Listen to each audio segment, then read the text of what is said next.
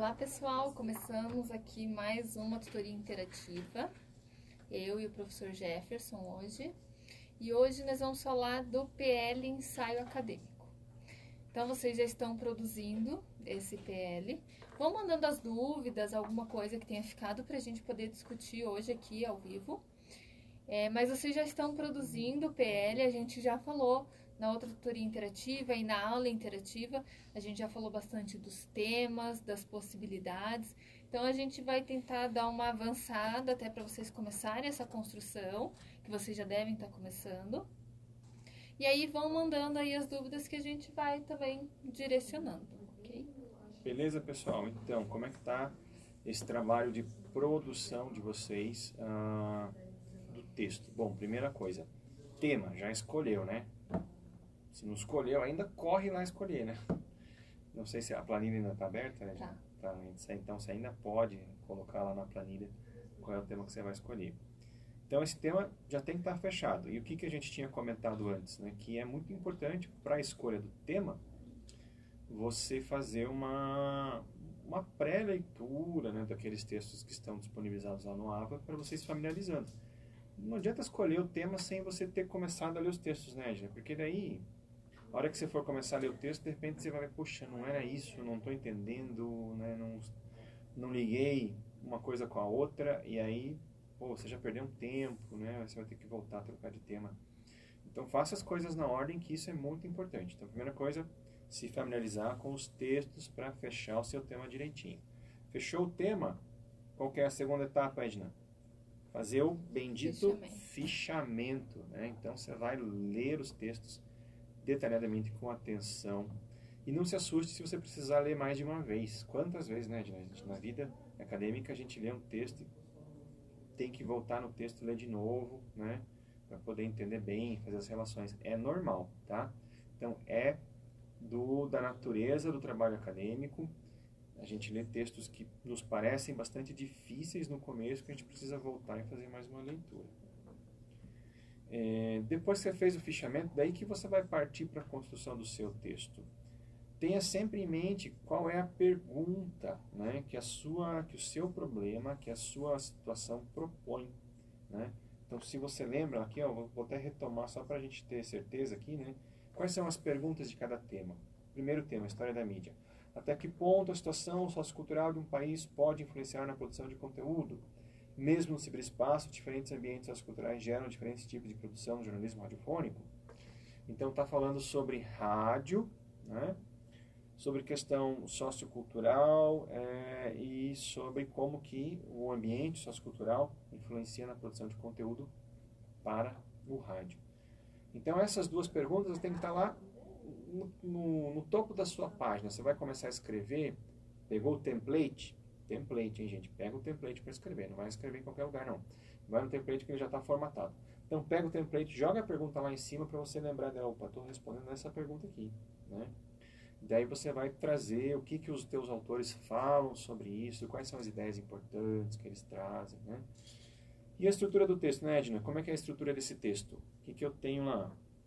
Primeira coisa, a introdução, né? Então eu vou introduzir o tema, vou situar, estou falando do quê? Da pergunta, né? Os autores que eu vou ler. Desenvolvimento e conclusão. Desenvolvimento é quando eu vou trazer essas ideias, os conceitos, explicar os conceitos, relacionar uma coisa com a outra, para depois poder chegar na conclusão, tá certo? Então essa é a primeira pergunta. Qual é a segunda da teoria do jornalismo? De que maneira e quando os assuntos apresentados e discutidos nas redes sociais, Twitter e Facebook, servem como pauta e ganham destaque nos meios de comunicação tradicionais, mídia eletrônica e impressa? Nesse sentido, quais os temas são mais propensos a esse tipo de agendamento nos veículos? Então está falando sobre agendamento e relação das mídias sociais com os veículos tradicionais. Pergunta lá no topo da página para você construir seu texto. Teoria da comunicação. O jornalismo é uma atividade livre dos interesses particulares. Quais os condicionantes do jornalismo na sociedade de massa? Então, está abordando a questão dos interesses por trás da produção jornalística, sociedade de massa, como é que é essa indústria cultural da qual faz parte o jornalismo. E o último tema, teoria do conhecimento. O senso comum midiático, regimes de verdade e comunicação de massa. como o jornalismo pode, a partir da desconstrução da noção de imparcialidade, ir além da mera reprodução de sensos comuns em seus conteúdos. Então, esse é o tema mais filosófico, né, dentre os 4. Então, está perguntando sobre essa questão do regime de verdade, né, noção de imparcialidade, papel existencial do jornalismo, né, de ir além do seu senso comum. Então, a pergunta tem que estar lá no topo da sua página, porque você vai construir o seu texto em resposta a essa pergunta. E quando a gente for avaliar, né, a gente vai pensar, analisar se você conseguiu dar uma resposta para o problema que foi colocado. Certo? Uma pergunta só para a gente retomar, que os alunos têm mandado na tutoria, daí só para a gente lembrar, são 4 possibilidades, mas vocês têm que escolher apenas uma. Então, por mais que o prazo seja lá para dezembro e que vocês ainda vão ter outras 2 disciplinas, porque como está dividido, eu acho que alguns alunos estão confundindo que tem que fazer de uma agora e outra depois. Mas é uma só que você vai entregar lá em dezembro. O PL é único, é um só, um arquivo que vocês vão entregar, um ensaio que vocês vão fazer. E aí, como tem 4 possibilidades, que está com o nome das disciplinas, vocês vão escolher uma, a que vocês se identificam mais, a que vocês têm maior facilidade, ou que já tem um pouco de conhecimento, enfim. E aí fazer um ensaio. Vocês vão ler o texto apenas daquela disciplina. Claro que os outros textos vão ficar disponíveis lá. Se vocês tiverem interesse, são textos muito interessantes para a formação de vocês. Quem tiver um tempinho depois, quiser acessar como conhecimento, mas aí é a critério de vocês. Não, e com certeza. E ler esses textos vai ajudar você muito na disciplina, né? Nas disciplinas, porque foram escolhidos pelos professores das disciplinas, então são complementares às disciplinas. Então, quem tiver essa possibilidade seria muito interessante. Mas para a construção do PL, são apenas os textos indicados para o tema da disciplina que você escolheu. Uma só das 4. Muito bem. Então, bom, quando você vai partir então para a escrita do seu texto, você já fichou, já leu, já fez o teu arquivinho lá, né? Com as citações, com os trechos que você achou mais interessantes. Pegou o template, colocou lá em cima do texto a pergunta que você vai tentar responder e aí você vai construir o seu texto. O maior problema, né, Edna, ou a coisa que a gente tem que tomar o maior cuidado para evitar é justamente a questão do plágio, né? O plágio, que é esse pecado mortal no mundo acadêmico e que nem sempre a gente faz por mal, né? Às vezes a gente faz por deslize, por descuido. Quando você anota lá uma coisa bacana que você viu, que você leu no texto, que um autor falou, que um professor falou, alguém, e depois você se apropria disso, coloca no seu texto, mas sem dar a devida referência. Então isso que é o problema do plágio. O plágio é quando você usa alguma coisa que não foi você que disse, né, um conjunto de palavras, né, que não foi você que organizou daquela maneira, e não dá a devida referência, não deixa claro para o leitor que foi outra pessoa que disse aquilo que você está usando. Então esse é um cuidado muito grande que você tem que ter, né, de evitar ao máximo cometer o plágio. Como é que você faz isso então? Como é que você vai construir o seu texto? O seu texto ele vai ser um texto meio costuradinho. Por que é costuradinho? Porque você vai escrever, você vai introduzir o teu tema, aí você vai apresentar uma citação do autor, né? Você vai explicar uma ideia que o autor defende, que o autor elabora lá no texto dele, e você vai ligar isso com uma ideia de outro autor, vai fazer uma relação, uma explicação. Você está o tempo inteiro manipulando as ideias dos autores que você leu. Seja de forma direta. O que é a citação direta? Quando você copia um trecho do texto do autor e cola no seu texto. Então, Ctrl+C, Ctrl+V. Copiar e colar. Isso é uma citação direta. Professor, posso fazer Ctrl+C, Ctrl+V? Pode, mas você tem que seguir a regra da citação, né? Você tem que colocar lá, se é uma citação curta de até 3 linhas, fica dentro do parágrafo do teu texto lá, entre aspas, né, com a página, né, o ano e tal, com a citação bonitinha, do jeito que a gente indica como faz lá no template. Se é uma citação de mais de 3 linhas, da citação aberta, que você vai dar um enter, né, vai diminuir a letra, vai diminuir o espaçamento de linha, vai mudar para o distanciamento da margem, e daí vai copiar o trechinho lá, vai colar lá. Depois vai continuar o seu texto.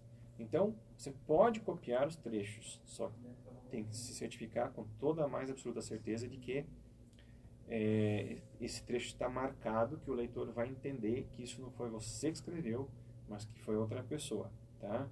E que sabe quem é a pessoa, quando foi publicado, onde, qual página, tudo certinho. Aí você não comete o plágio. O plágio pode ser a partir de uma citação indireta também? Também pode. Se você está explicando o que é um conceito, mas não está dizendo que essa explicação, né, que essa ideia, que essa conclusão foi outro autor, né, foi um autor que você leu que elaborou e não você, mesmo que as palavras sejam suas, isso é uma citação indireta, mas isso também é plágio se você não der a referência. Então é uma citação indireta, que é quando você leu um autor, né, você entendeu o que ele quis dizer e você reformula com as suas próprias palavras. Isso você faz uma citação indireta. Daí você coloca lá entre parênteses o nome do autor, o ano de publicação da obra, para poder deixar claro para o leitor que é uma ideia do fulano, da fulana, né, no livro tal. Então tome muito cuidado. A construção do seu texto vai ser essa construção de fazer essa costura, né, de diversos trechos de outros autores para você construir o teu texto. Só que tudo isso tem que estar bem marcadinho, bem destacado, o que é, né, uma fala do outro autor, onde ela começa, onde ela termina, o que é uma ideia do autor que você leu, né, para que não haja nenhum risco de você cometer plágio. Se você cometer plágio, daí o teu trabalho é zerado. Né? A Zilda, aqui aproveitando já, ela pediu para a gente explicar quais são os critérios de avaliação muito bem. do ensaio. Então, deixa eu ver se eu resgato aqui literalmente, né, para não perder nenhum. Opa, estão aqui, né? Os critérios de avaliação que a gente vai usar. São 5 critérios, né? O primeiro é o respeito às normas da língua portuguesa. Então, como todo estudante de jornalismo, você tem que se dedicar a aprimorar sua escrita do ponto de vista do uso da língua portuguesa. Então, escrever com a gramática correta, né, com o vocabulário correto, apropriado. Então, o primeiro critério é justamente o teu uso da língua portuguesa. Por isso, Edna, já aproveita aqui o gancho, que é muito importante que você não deixe para escrever o teu texto no final de semana anterior ao dia da postagem, né? Porque ninguém escreve um bom texto na véspera, né, Edna? Nem nós, assim, que já somos um pouco mais, né, velhinhos que vocês, ou que já passamos, né, por graduação e trabalhos de mestrado e assim por diante, que a gente já fez muitas vezes isso na vida.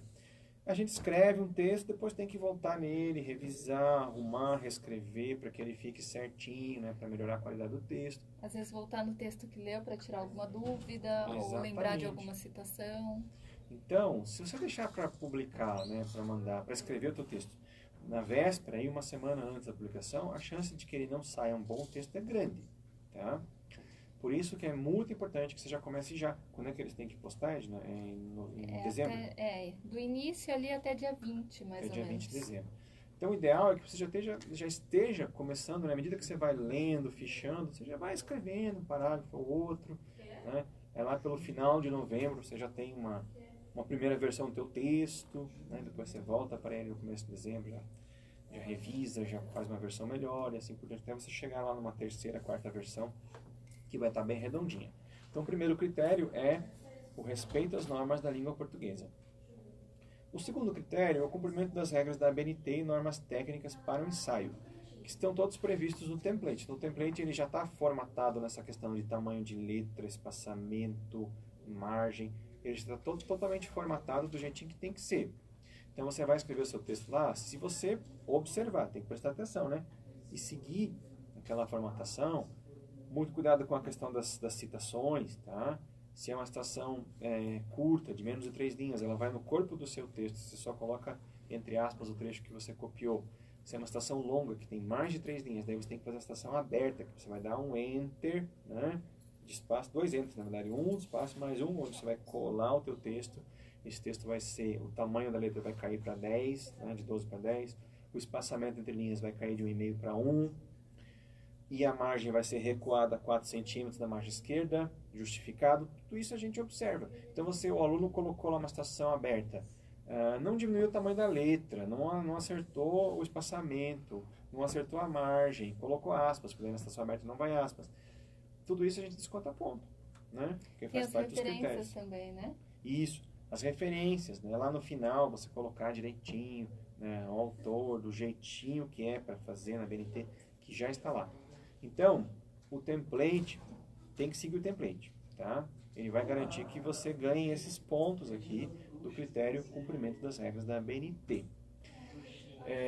Então, significa que você tem que abrir o template, trabalhar dentro do template, mas também tome cuidado para observar as regras que estão descritas lá, para você não desformatar ou usar uma coisa fora da formatação.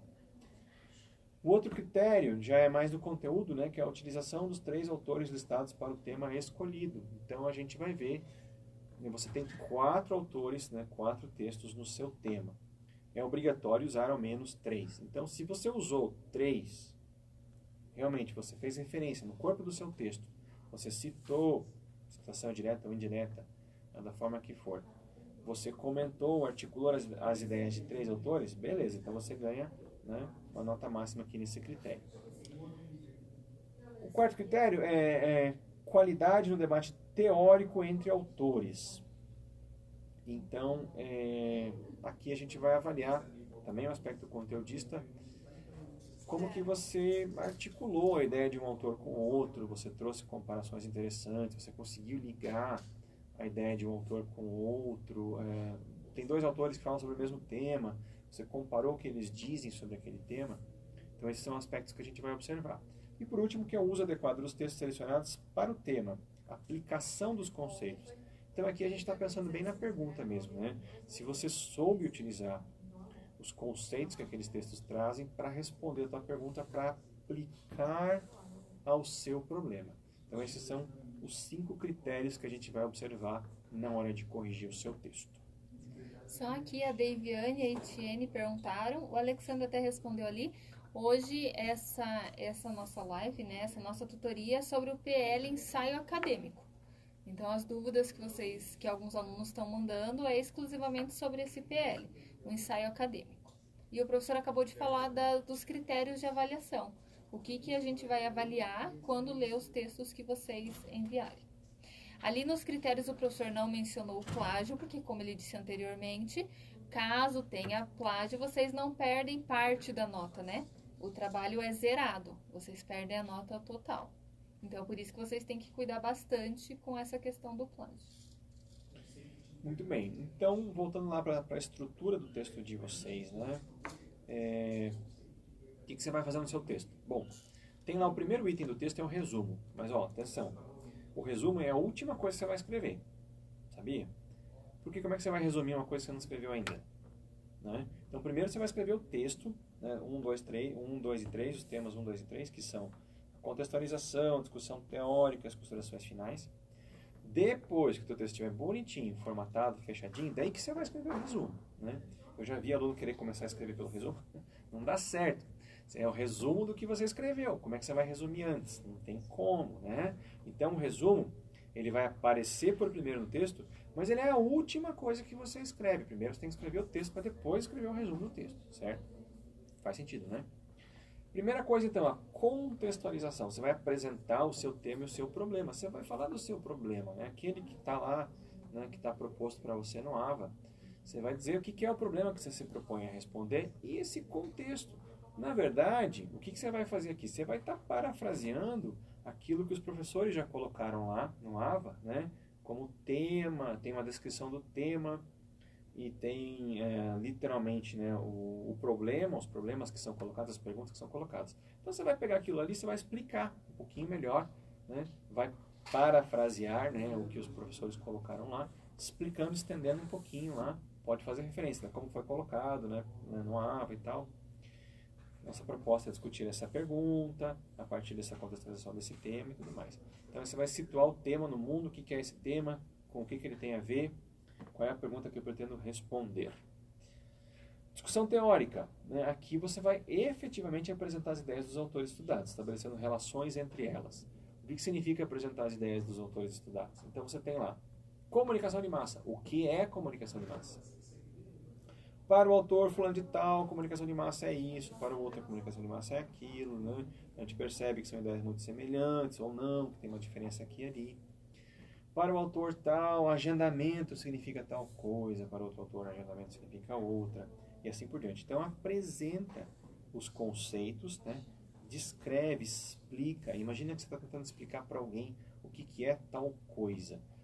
para você, a partir dessa explicação, começar a fazer uma amarração, que é uma articulação de ideias, né? Pensar nas consequências, por isso, né, consequentemente, a partir daí podemos deduzir que, entendemos que e assim por diante. Lembrando que esse texto ele é sempre muito impessoal, então como é que eu escrevo um texto impessoal? Significa que eu não uso a primeira pessoa. Eu não vou usar eu entendo que, eu acho que. Não. O texto acadêmico ele não parte do eu, tá? Ele parte do nós, você pode usar a primeira pessoa do plural, né? Entendemos que, acreditamos que, ou ainda o impessoal, né? O acredita-se que, deduz-se que, entende-se que são construções muito familiares, né, Gina? Nos textos acadêmicos, você vê isso com muita frequência. Entende-se que, a partir daí é possível concluir, né? Acredita-se que, a partir daí é possível concluir. Então, basicamente, a impessoalidade ela vem por esse estilo verbal que não coloca nunca a primeira pessoa, que pode ser essa forma do impessoal, né, dos verbos reflexivos, ou sem sujeito determinado, ou também da primeira pessoa do plural. Também é aceitável, né? Nós entendemos que, acreditamos que, e assim por diante. Então, essa é uma marca muito importante, uma coisa muito importante você ter no texto, que é um texto impessoal. E aí, por último, né, a terceira etapa do seu texto são as considerações finais, em que você conclui e você, muito importante, retoma a questão proposta lá em cima. Então, na conclusão, você vai dizer, como foi proposto, né, nós procuramos responder a questão de por que a mídia é assim, assado, por que o rádio faz assim, assado e assim por diante. Então, você retoma a pergunta. Como vimos com os autores A, B e C, podemos entender da seguinte maneira. Então, o que é essa conclusão, na verdade? Ela é um resumo ali das principais ideias que você expôs no seu texto, de uma forma mais conclusiva, mais direta. O que eu posso afirmar a partir disso tudo que eu li, disso tudo que eu entendi, pensei a respeito dos textos, né, do meu tema, tá certo? Então, você vai seguir esse caminho. Aí lá no final você coloca as suas referências bibliográficas, que são os textos que você leu. Se você leu algum outro texto que te ajudou a responder a questão, coloca lá também, né? Pode colocar na referência. E aí depois do teu texto fechadinho, você escreve um resumo, né?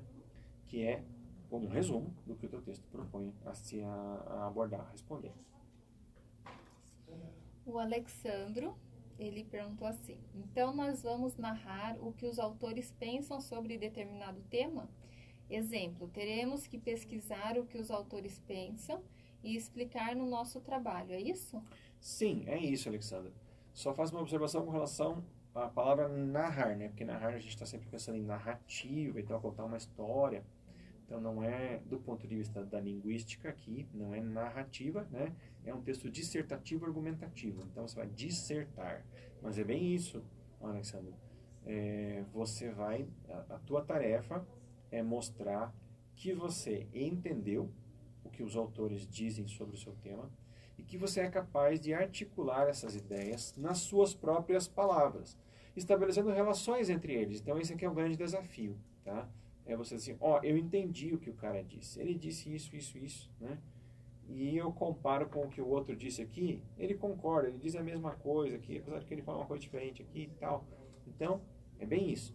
É mostrar que você entendeu o que eles dizem e que você consegue reproduzir isso com as suas próprias palavras, né? Articular isso num texto, comparando, né? Ligando as ideias de outros autores. Esse aqui é o desafio da escrita acadêmica, você já intuiu, né? Já entendeu aí qual que é a sua tarefa.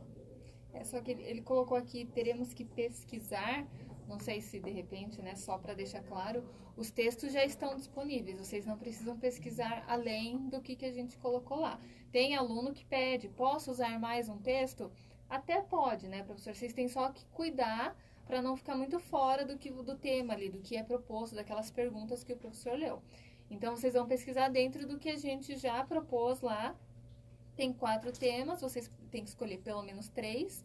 E aí, ler ali, pesquisar, analisar, refletir sobre as ideias que os autores colocam nesses textos. Sim, então essa é justamente essa coisa da pesquisa, né? O princípio do trabalho bibliográfico que vocês estão fazendo é justamente isso, pesquisa bibliográfica. Mas essa etapa da pesquisa a gente já fez para vocês, né? Então a gente pulou essa etapa. Porque normalmente é assim, o professor na escola fala, né? Pesquise sobre a floresta amazônica, né? pesquise sobre, enfim, o descobrimento do Brasil. Daí você vai lá na biblioteca, né? Não, você vai no Google, né? Você digita lá Não Google. vai na biblioteca mais. Enfim, na biblioteca, no Google, onde quer que seja, você digita aquele tema e vai ver o que aparece de livro, de referência, de artigo e tal. Mas essa etapa da pesquisa a gente pulou porque a gente já fez para vocês. Então, os professores fizeram essa pesquisa, selecionaram 4 artigos, que são artigos, capítulos de livro, né? Fizeram um PDF, colocaram lá no AVA, né? No link de cada tema. Então, a pesquisa já está feita. O teu trabalho é justamente se debruçar sobre os textos que foram escolhidos, ler, fichar, para daí produzir o seu texto, tá bom? Mais perguntas? Ele até colocou que era isso que ele ia escrever, dissertar, que ele corrigiu. Muito bem. Isso mesmo. Por enquanto, não.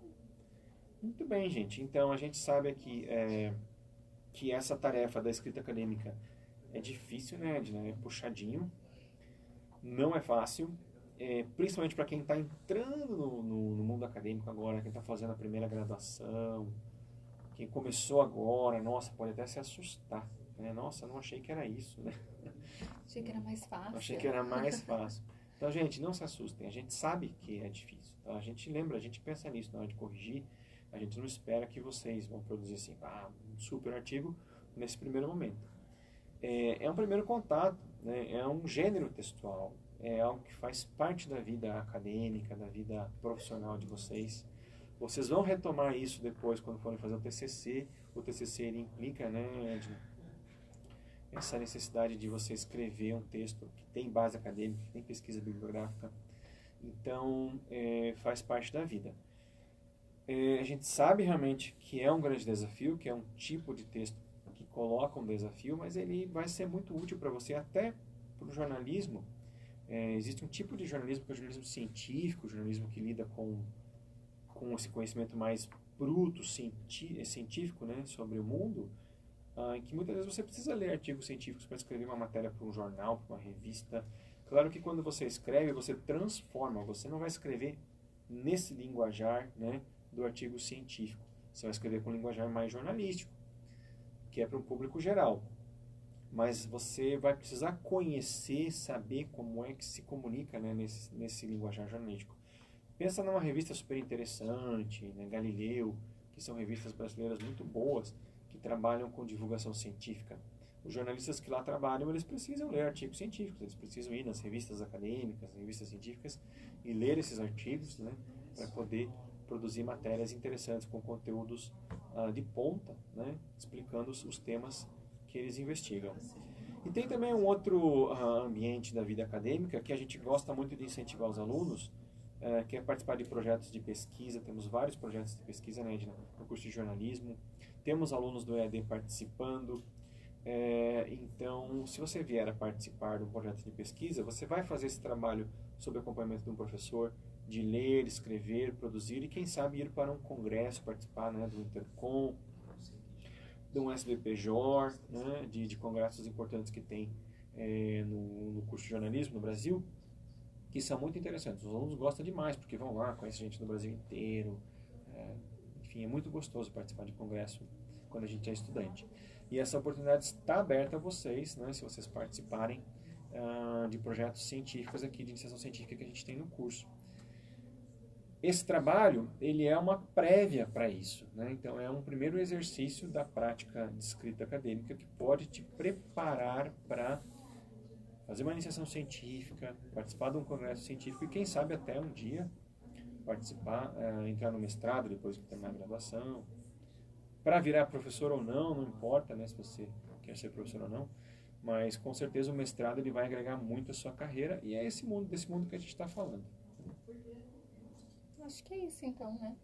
Se ficar alguma dúvida, vocês podem continuar mantendo contato com a gente pelo link da tutoria.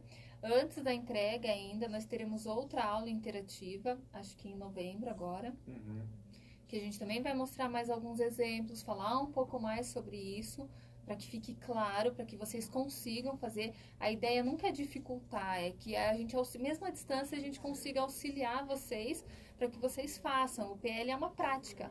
Uma prática é a parte prática das disciplinas que vocês estão aprendendo. E isso é importante, como os professores sempre dizem, até para construir um portfólio de vocês, para vocês já conseguirem exercitar e estar mais preparado depois para o mercado, para o trabalho aí, que alguns já realizam, outros ainda vão começar a realizar, ok? Então a gente continua, aguardo dúvidas na tutoria e vocês no próximo encontro também. É isso aí. Um grande abraço e até o próximo encontro.